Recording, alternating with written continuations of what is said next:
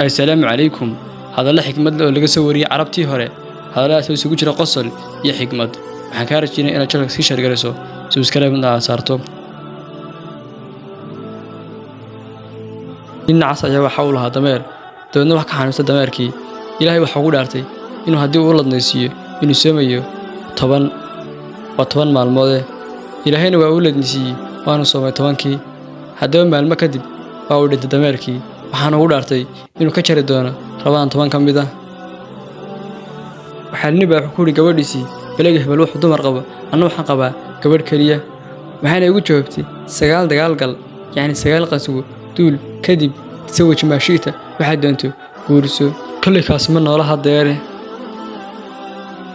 waxa la yiri amiir kamid ah madaxweynaha muslimiinta ayaa waxa arkay mid kamid ah shacabkiisii oo khamri caagad ku sita waxaan ku ri waxaan ku jira gacantaada waxaan ugu joogay amiirkii muslimiintow